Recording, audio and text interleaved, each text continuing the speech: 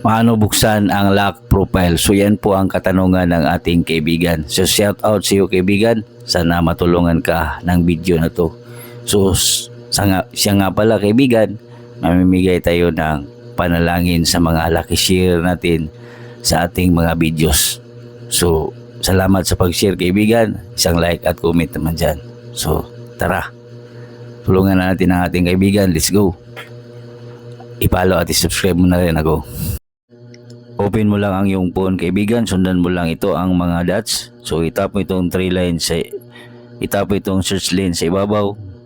Then i-search mo dito yung kaibigan mo kaya asawa mo na nais mong malaman ang mabuksan ang lock profile. So halimbawa ito. So pagka ganyan kaibigan, itap mo lang itong 3 dots sa ibabaw.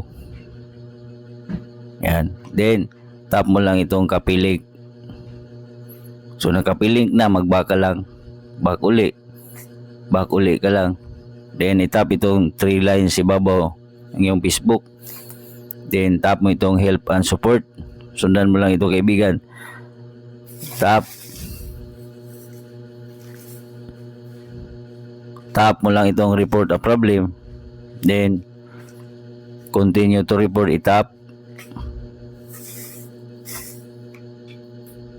Then tap mo lang itong include.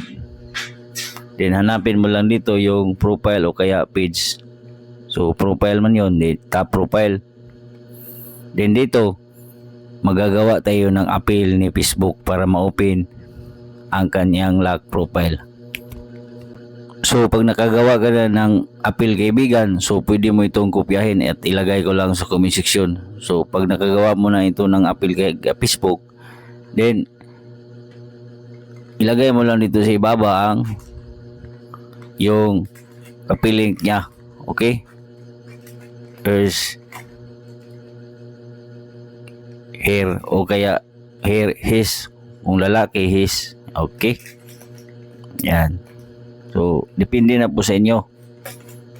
Yan, kapilink. Facebook. Yan. Then, kuhan mo lang pababa, then ilong press mo lang dito, then i-paste mo lang yung kapiling. Then pagka ganyan kaibigan, tap mo lang itong sign na tabanog.